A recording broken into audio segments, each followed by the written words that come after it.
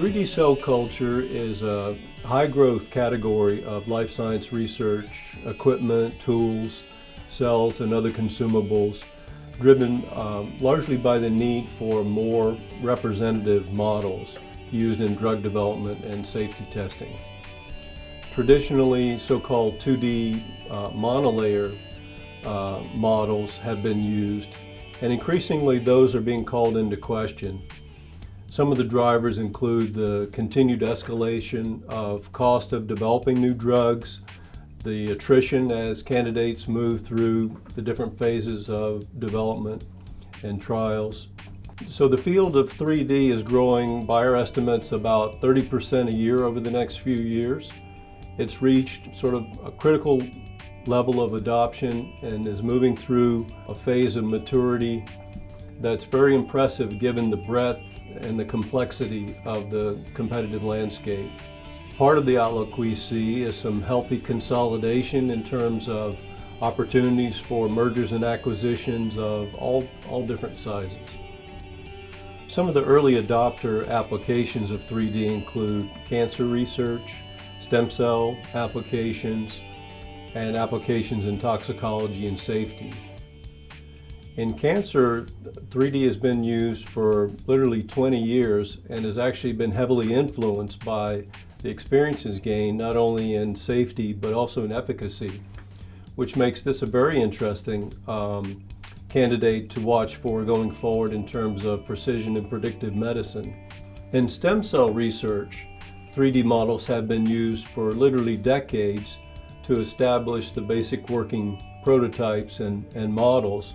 And this is across a very complex competitive landscape. Companies from large companies such as Corning and Thermo Fisher to some emerging companies such as Inspiro and a myriad of spin-outs and startups. Our recent report, 3D Cell Cultures, Technologies and Global Markets, is a comprehensive treatment of the field and its evolution. Now, to enable a thorough but actionable understanding of 3D cell culture as a field, historical perspectives are offered on a number of technology areas, including regular 2D cell culture, vaccine development, tissue engineering, as well as a variety of research platforms such as microtiter plates, high content screening, other detection approaches, imaging, and cell-based assays. And then with this clarifying background, the report goes on to define and detail the various categories of 3D technology, including gels, scaffolds, hanging droplets for spheroids, microchips, and bioprinting.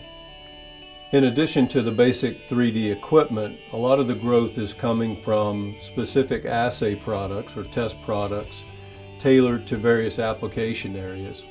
So subsequent chapters detail these by areas of application. This allows a tailored treatment of revenue projections by application area as well as by product type and technology. This is a market on the verge of exploding, and in addition to the 5-year revenue forecast, I've taken a look at some next generation application areas that are just starting to come into focus. A couple examples include for biologic safety testing and regenerative medicine that could propel growth even higher. So we're very excited about this report, which demonstrates opportunity for a variety of market participants.